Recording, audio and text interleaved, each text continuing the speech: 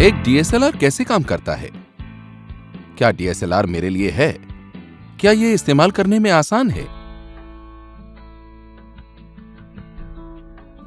अगर आपको भी ये सवाल डीएसएलआर खरीदने से और अपनी योग्यता को दिखाने से रोक रहे हैं, तो हम आपकी मदद करेंगे। मैं हूं रोहन, निकॉन इंडिया की टेक्निकल टीम से। निकॉन में हमारी ये कोशिश रहती है कि हम फोटोग्राफी टैलेंट को बढ़ावा दें और आपको एक अच्छा फोटोग्राफी अनुभव दें। इसीलिए हमने लॉन्च किए निकॉन स्कूल वर्कशॉप्स, फोटो वॉक्स, आउटडोर वर्कशॉप्स। इसी कोशिश को और बेहतर करते हुए हम लाए हैं Nikon school DSLR tutorials.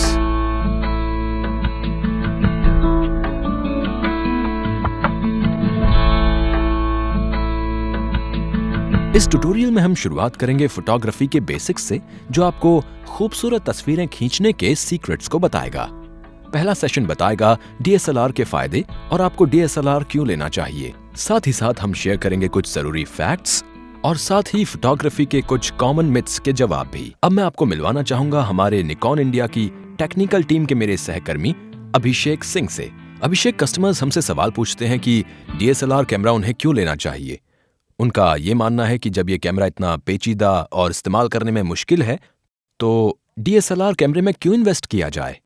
Rohan, अधिकतर वो लोग जो कॉम्पैक्ट कैमरा से डीएसएलआर में अपग्रेड करते हैं, उन्हें डीएसएलआर एक पेचीदा कैमरा लगता है।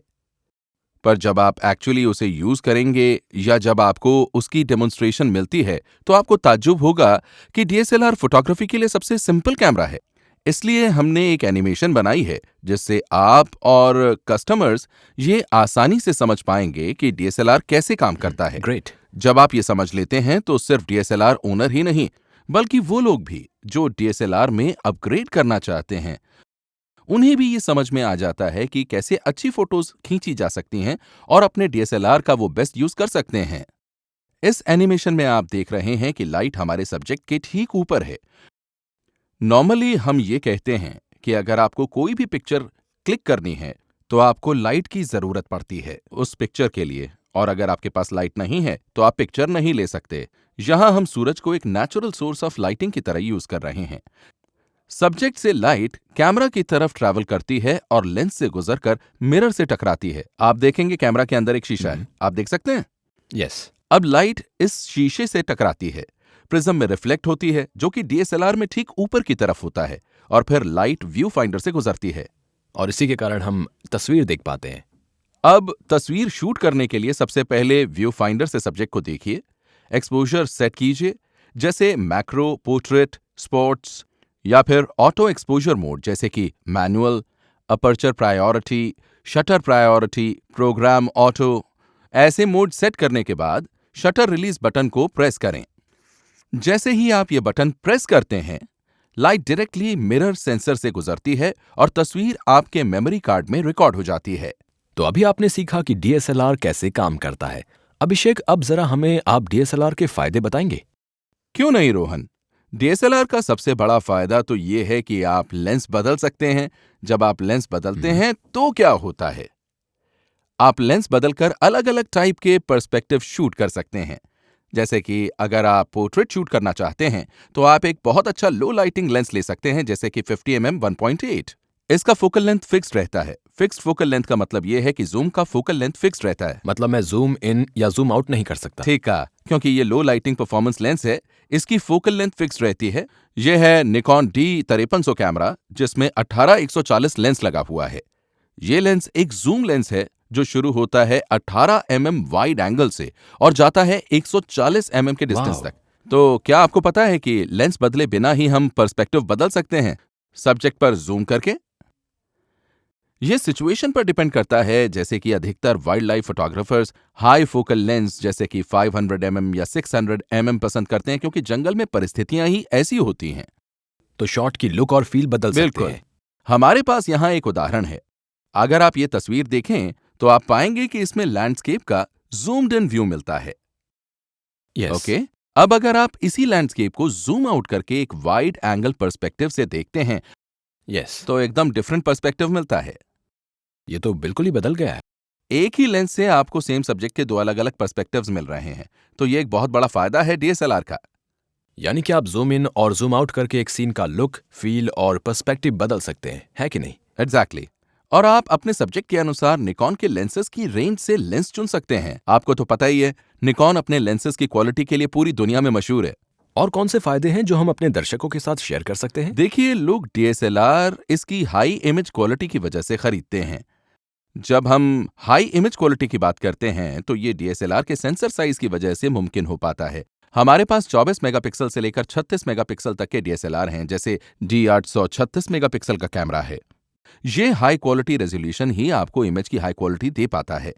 अब रोहन, आप ये बोलेंगे कि आजकल तो स्मार्ट डिवाइसेस भी 24 मेगापिक्सल या 36 मेगापिक्सल के कैमरास के साथ आती हैं। हाँ, करेक्ट। पर स्मार्टफोन की इमेज क्वालिटी डीएसएलआर की इमेज क्वालिटी से बिल्कुल अलग है, क्योंकि डीएसएलआर के सेंसर स्मार्ट डिवाइसेस पर लगे हुए सेंसर से साइज में बहुत ज्यादा बड़े होते हैं। मुझे यकीन है कि हमारे दर्शक इस टिप से काफी खुश होंगे कि उन्हें डीएसएलआर क्यों लेना चाहिए और स्मार्टफोन क्यों नहीं, जबकि स्मार्ट डिवाइसेस में भी सेम मेगापिक्सल्स कैमरा आता है। ठीक है, एक 8 मेगापिक्सल डीएसएलआर कैमरा आपको 16 मेगापिक्सल के स्मार्ट डिवाइस से बहुत बेहतर तस्वीर देता है। आप उसको कंपेयर नहीं कर सकते, क्योंकि डीएसएलआर का सेंसर साइज बहुत बड़ा होता है। यह समझने के लिए मेरे पास स्क्रीन पर यह तस्वीर है। आप ये तस्वीर देखिए। यह एक पोर्ट्रेट शॉट है जो कि लद्दाख के खारदुंगला पास में ली गई थी। अगर आप इस तस्वीर को 50% से भी ज्यादा क्रॉप करके नजदीक से देखें तो आप देख सकते हैं कि तस्वीर की शार्पनेस और डिटेल अभी भी बरकरार है, और यह मुमकिन हुआ है डीएसएलआर के इमेज सेंसर की वजह से। यह किसी भी स्मार्ट डिवाइस से पॉसिबल नहीं है जो फोटो खींचने की क्षमता रखता हो। ओके, ये तो वाकई में एक बहुत बड़ा एडवांटेज हाँ। है। तो क्या आप इस तस्वीर को बड़ा भी कर सकते हैं? क्यों नहीं, आप इस तस्वीर को प्रिंट भी करा सकते हैं। आप A3, A4 या फिर कैनवस प्रिंट भी करवा सकते हैं। वाह, ये तो डीएसएलआर लेने का बहुत बड़ा एडवांटेज है। तो ये डीएसएलआर लेने के कुछ बहुत इंपॉर्टेंट एडवांटेजेस की बात हुई। इसके अलावा और कौन सा बहुत बड़ा एडवांटेज हो सकता है हमारे दर्शकों के लिए और डीएसएलआर यूजर्स के लिए भी? रोहन, अक्सर लोग ये शिकायत करते हैं कि जब वो लो लाइट में तस्वीरें शूट करते हैं तो तस्वीरें बहुत काली आती हैं, और ये सब इमेजिंग डिवाइसेस के साथ होता है, पर डीएसएलआर के साथ नहीं होता। तो अगर आपके पास एक बहुत अच्छा डीएसएलआर है जिसमें सीमॉस सेंसर लगा हुआ है, जो कि एक हाई क्वालिटी सेंसर है, तो आप ऐसी परिस्थिति में भी तस्वीरें खींच सकते हैं जहां पर रोशनी वाकई बहुत ही कम दैट हो। Is possible. हाँ, हमारे पास एक तस्वीर है। आप ये तस्वीर देख सकते हैं जो कि लद्दाख के पैंगोंग लेक में खींची गई है, रात के 11 बजे। आप इसमें तारों को चमकते हुए देख सकते हैं और बैकग्राउंड भी साफ देख सकते हैं। आप झंडों की परछाई भी देख सकते हैं, और आपको ये जानकर भी ताज्जुब होगा कि इस तस्वीर में आर्टिफिशियल लाइट का इस्तेमाल बिल्कुल नहीं किया गया है। और ये मेरा अगला सवाल होने वाला था, क्योंकि पैंगोंग लेक लद्दाख में कोई स्ट्रीट लाइट नहीं है। हाँ, वहां कोई स्ट्रीट लाइट नहीं है, कोई बल्ब नहीं है। और ये एक वेल लिट इमेज है। हाँ, और फ्लैश ऐसी पिक्चर्स क्लिक नहीं कर सकता। तो ये जो लाइट है वो मून लाइट है। Oh wow, this is wonderful. इस तस्वीर को खींचने के लिए हमने कैमरा को ट्राइपॉड पर रखा और एक्सपोजर को 30 सेकंड तक चलाए रखा, और एक रिमोट के जरिए इस तस्वीर को खींचा गया। आप इस इमेज की क्वालिटी देख सकते हैं, लैंडस्केप देख सकते हैं, पहाड़ देख सकते हैं, और अगर आप वहां पर रात में होते तो आप कुछ भी नहीं देख पाते, क्योंकि वहां बहुत अंधेरा था। पर हम इस इमेज में सारी डिटेल्स देख सकते हैं, जैसे कि इमेज का टेक्सचर, ये कि किस तरह की रॉकी लैंडस्केप है, वगैरह वगैरह, है कि नहीं? एग्जैक्टली, वहां सिर्फ मूनलाइट थी। ऐसी क्वालिटी आपको सिर्फ डीएसएलआर से ही मिल सकती है। ये कोई दूसरा इमेजिंग डिवाइस आपको नहीं दे सकता, चाहे वो स्मार्ट डिवाइस हो या सेलफोन हो या कोई मोबाइल फोन हो। अभिषेक, ये तो बहुत अच्छी इन्फॉर्मेशन थी हमारे कैमरास की लो लाइट कैपेबिलिटी की, पर आपने इस तस्वीर को समझाते वक्त कहीं पर रिमोट का जिक्र किया था। तो क्या आप डीएसएलआर के साथ आने वाली एक्सेसरीज के बारे में भी हमारे दर्शकों को बता सकेंगे? रोहन, हमने अभी बात की अलग अलग तरह के लेंसेज की जो आप अपनी सिचुएशन के अनुसार यूज कर सकते हैं। अगर आप वाइल्ड लाइफ फोटोग्राफर हैं तो आप बड़े जूम लेंसेज यूज कर सकते हैं, जैसे कि 500 mm, 600 mm जूम लेंसेज, और हाल फिलहाल में हमने एक 800 mm जूम लेंस भी इंट्रोड्यूस किया है। इसके अलावा हमारे पास बहुत अच्छे लो लाइटिंग लेंसेज हैं, जैसे 50 mm पोर्ट्रेट या प्रोडक्ट शॉट के लिए 35 mm, वाइड एंगल लेंसेज भी हैं जैसे 14-24 mm या 16 mm फिश आई। तो डिपेंड करता है आप किस सब्जेक्ट को शूट कर रहे हैं, उसके हिसाब से अपने लेंस ले सकते हैं। इसके अलावा आपने एक्सेसरी का जिक्र किया था रिमोट का, उसे आप यूज कर सकते हैं रात को कम रोशनी में शूट करते वक्त।